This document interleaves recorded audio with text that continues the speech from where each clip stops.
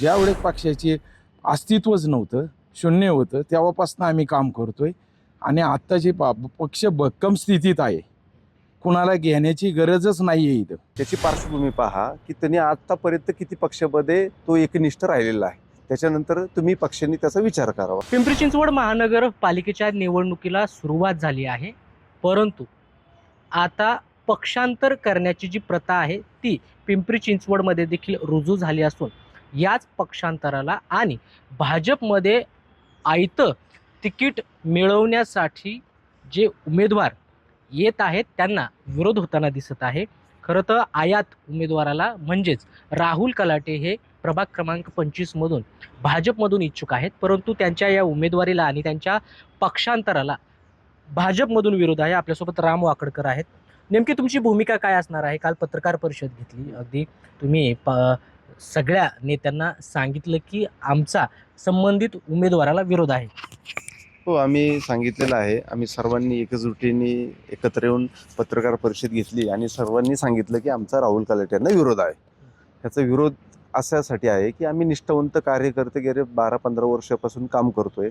आज त्याला आयात करायचं आहे, तर त्या आयात उमेदवाराची पार्श्वभूमी तुम्ही पहा की तो कुठल्या पक्षाची निष्ठावंत राहिलेला आहे. तो जर घेतला तर आमच्या पक्षाची ताकद वाढेल, 100% वाढेल, मी म्हणत नाही. पण त्याची पार्श्वभूमी पहा की त्यांनी आतापर्यंत किती पक्षामध्ये तो एकनिष्ठ राहिलेला आहे. त्याच्यानंतर तुम्ही पक्षांनी त्याचा विचार करावा, अशी माझी पक्षाला विनंती आहे. परंतु आता काही राजकीय गणित घडले आणि राहुल कलाटे हे भाजपमध्ये आले, त्यानंतर तुमची भूमिका काय असणार आहे? तुम्ही जे इच्छुक आहात तुम्ही काय ठरवणार आहात?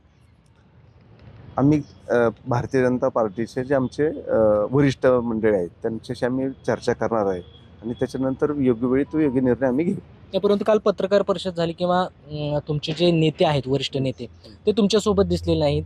तुमचं त्यांच्याशी काही बोलणं झालं आहे का? त्यांच्याकडून काही शब्द देण्यात आलेला आहे का? वरिष्ठ नेत्यांशी आम्ही बोललो. वरिष्ठ नेत्यांनी आम्हाला सांगितले तुम्ही निष्ठावंत कार्यकर्ते, आम्ही तुमच्यावरती अन्याय होऊ देणार नाही, याची दखल आम्ही घेणार आहोत. न्याय मिळेल वाटते? हो, 100%. माझा भारतीय जनता पार्टीवरती 100% विश्वास आहे. ते निष्ठावंत कार्यकर्त्यांना न्याय देणार आणि ह्याच्यापूर्वी भूतकाळामध्ये त्यांनी न्याय दिलेला आहे.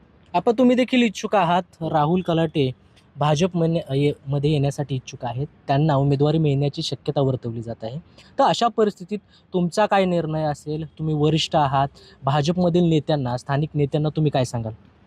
आम्ही भाजप नेत्यांना, आमचे जे वरिष्ठ आहेत सगळ्यांना आमची हीच विनंती राहील की आम्ही पक्षाचं एकनिष्ठ काम केलेले, आम्ही सगळे बरोबर होतो. ज्यावेळेस पक्षाचे अस्तित्वच नव्हतं, शून्य होतं, तेव्हापासून आम्ही काम करतोय आणि आत्ताची पक्ष भक्कम स्थितीत आहे.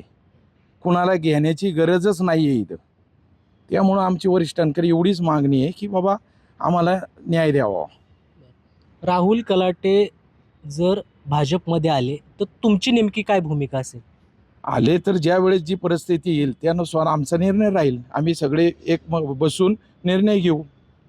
तुमचं काय म्हणणं आहे? कारण जवळपास त्यांचा प्रवेश निश्चित मानला जात आहे, तुम्ही जरी विरोध केला तरी वरिष्ठ पातळीवरती. तर अशा परिस्थितीत तुमचा निर्णय काय असणार आहे? काही पर्याय निवडला आहे?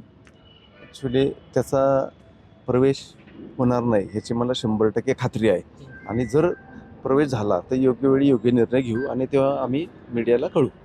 खरं तर हे राम वाकडकर आहेत. प्रभाग क्रमांक 25 मधून ते भाजपमधून इच्छुक आहेत, परंतु त्यांच्याच प्रभागातील त्यांचेच नातेवाईक असलेले राहुल कलाटे यांना भाजपमध्ये यायचं आहे आणि वरिष्ठ नेत्यांकडून तशा हालचाली सुरू आहेत. परंतु त्यांच्या या प्रवेशाला राम वाकडकर यांच्यासह इतर जे इच्छुक आहेत त्यांचा विरोध आहे आणि राहुल कलाटे यांना ऐनवेळी भाजपात घेतलं तर आम्ही आमच्या पद्धतीनं निर्णय घेऊ, असा इशारा राम वाकडकर यांनी दिलेला आहे.